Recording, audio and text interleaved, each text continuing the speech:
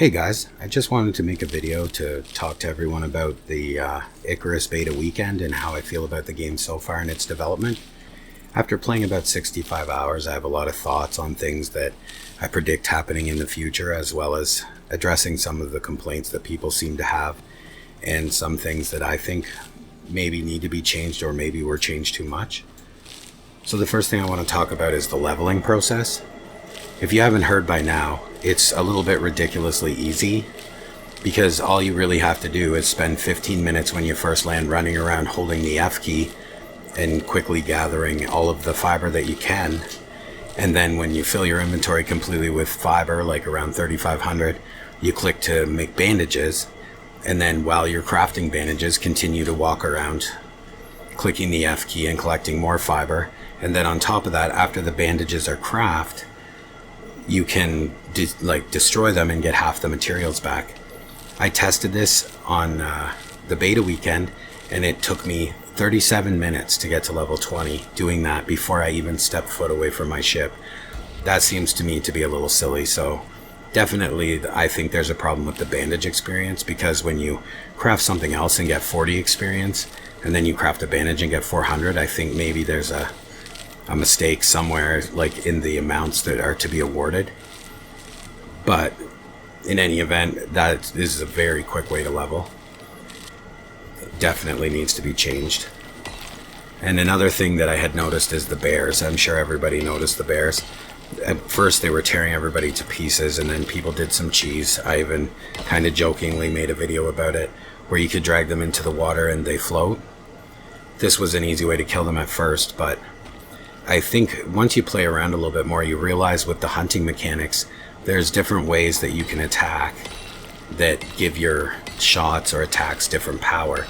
So with the bow, for example, which is what I preferred, although there were tactics where you simply just move out of the way when it charges, then hit it in the head with a knife, and it would stun it for a second, and they weren't that difficult to kill that way either. But the way that I enjoyed hunting deer, bear, everything, was with a bow. If you hold the control key to crouch, you will go into stealth, and then you aim, and if you hit a critical spot like a head or wherever on different animals, you do like a ridiculous amount of damage, like 5,000, 3,000, and it was a one shot, one kill on everything that I shot that way. So I think that it was more of a knee-jerk reaction to the bears, that people were finding them so complicated, and then the not having corpse loot was causing setbacks, so people were just like getting frustrated and quitting before they realized that it really wasn't as difficult as we thought. It sort of reminded me of when anyone who played Ark, when we first started on SE, Scorched Earth, it seemed so hard and people struggled and struggled. And then after we were there for a few hours, we realized there was solutions to every problem, and it was just another walk in the park like the island, and it became simple. And then I did notice, though, after I became more adept at hunting the bears, that somewhere during the weekend they had listened and reduced the bear spawns to almost a non-existent amount, which is always my concern with these survival games. When there is a difficult mechanic that you have to figure out a solution to, they overreact. And I spent 3.5 hours today, just before the end of the beta, hunting for a bear, and there was none. I could not find one. I walked for 3.5 hours straight and never came across a single bear. So I think maybe they over-nerfed them quite a bit, which is a big concern when people start complaining in survival games. As you know, they start nerfing and nerfing and nerfing and nerfing because people are angry. And then next thing you know, we have another arc where we all sit in our base and twiddle our thumbs. And that's not what we're looking for, I would hope. But it would be good if they added like a difficulty setting, so that if that's the way you like to play, where it's real casual and you just want to basically play a sim life, you can. Or if you want to like struggle with the extremes. And I understand that the point to the game is struggling against the extremes, and a lot of like real hardcore purist players will say, well, we shouldn't add the options to make it easier. But you want the game to have updates, and in order to have updates they need to have sales. And a lot of people like to play with those more laid back settings, so why not just throw them in? You don't have to use them, and then it sells more games. And have also noticed a lot of people on the forums and on videos talking about permanence, like you only have 20 hours and then you have to leave. What's the point in building a base and stuff? But I think that might be just a beta feature. I think maybe you'll have time limits to deliver exotics and things like that. But I do feel like we're going to see in the future a level of permanence to our bases and our outposts. Because if you look in the tech tree, when you get higher up into like the 20s, around 25, you start seeing things like home decor, trophies, mounting deer and bear heads, stuff like that. And all of that to me signifies a level of permanence. I mean, why would you bother farming trophies or placing skill points in that to decorate a base that you're going to leave in 15 hours? That doesn't really make sense to me. So I think people are just overreacting and not seeing the big picture, because so many items that you can craft in the higher levels denote a type of permanence that will exist in a base. Because if they're going to have decorations and such, why would they just pull you out? I'm thinking that at some point we'll probably end up having outposts where we can return to them to get more exotics, or maybe we'll have a room on the space station where we could decorate it with the things that we find while on the surface. But there has to be some purpose to why we have home decor and why we have things like animal trophies and such. So I'm thinking that maybe we are jumping the gun on people getting upset about that.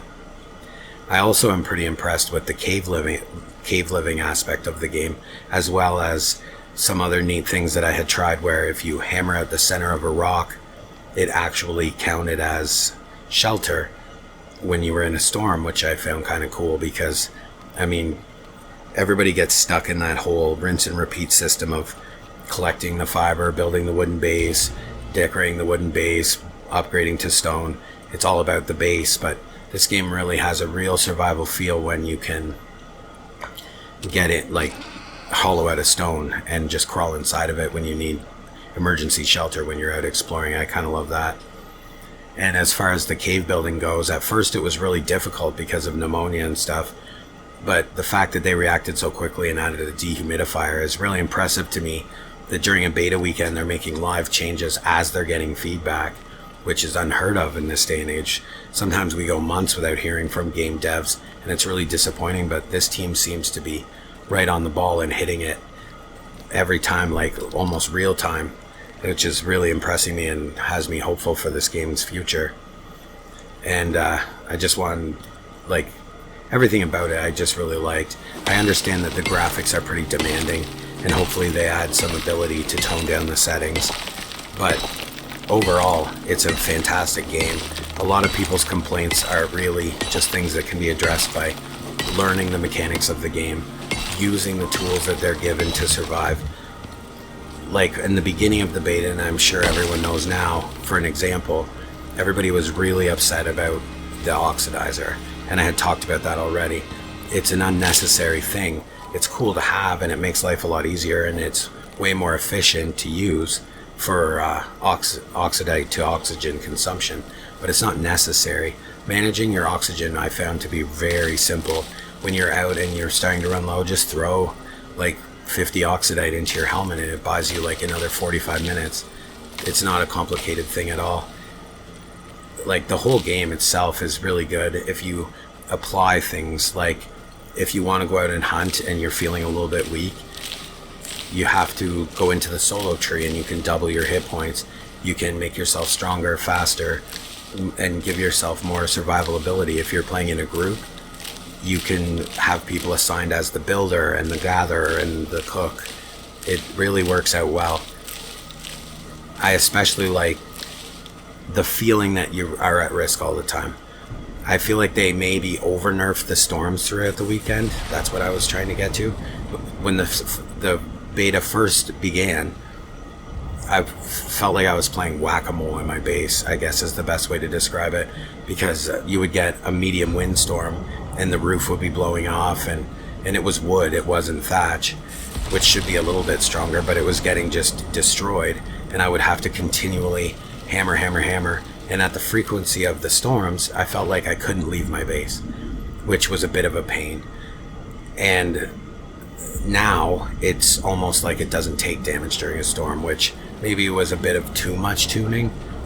Especially I noticed during the lightning, my first base was completely wood, and it was struck by lightning, caught on fire, it was unsavable. I couldn't whack out the fire fast enough. It just destroyed it. Then on Sunday afternoon, my base was struck by lightning, which I thought meant here we go, it's the end again. And they had tuned down the storms, and it did nothing. It struck the roof and did 40 damage.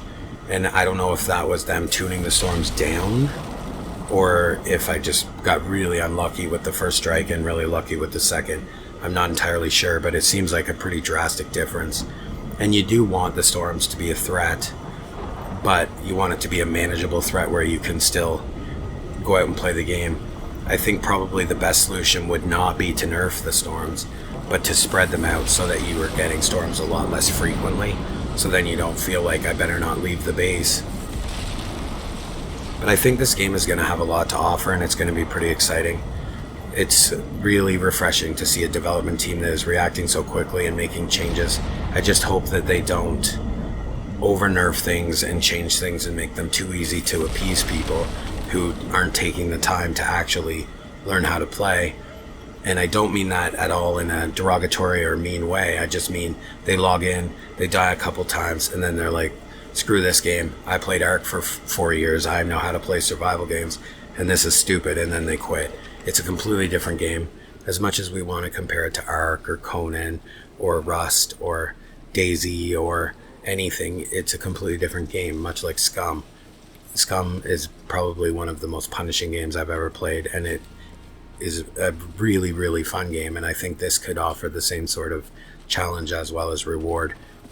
And I really recommend people trying it out, and if you don't like it, feel free to refund it, but it's really definitely worth your attention, and I can't wait till the next beta weekend to see the snow environment. I'm really psyched about that because I love snow environments, and I hope that other people are enjoying it just as much as I am. And if you're not enjoying it, I hope maybe learning about some of the mechanics throughout the week from people's videos shine some light on some of the possible problems that you had, and maybe you'll realize that, oh, I should have tried putting Oxidite in my helmet, or I should have tried moving to the side when the bear charged instead of running away, or I should have tried stealthing and taking a headshot on an animal and getting the stealth bonus, or a million different things, that the possible complaints that I may have heard. And that's really all I wanted to say. I just wanted to let everyone know that I'm really enjoying the game, and I really think that everyone is going to enjoy it if they're patient and just enjoy the beta weekends for what they are. They're testing certain mechanics. It's not an overall look at what the game is going to be in completion. Getting sucked into that pre-release trap that we got into for like a 5-year span there kind of created a situation where people can be let down really quickly. This is truly a beta. They're not offering us the full game. This weekend was about getting to know the storm mechanics and a slightly more harsh environment in terms of animals, and that's really all it was meant to be about. So, and that's what we got, and it was fun. Anyway, I hope everyone is having a great day, and if you have any more questions or anything else that you would like to ask me about or talk about, please feel free to leave comments. If you could find it in your heart to subscribe, it's free. It would really be appreciated, and really helps in making these videos and making them better every time. And have a good day.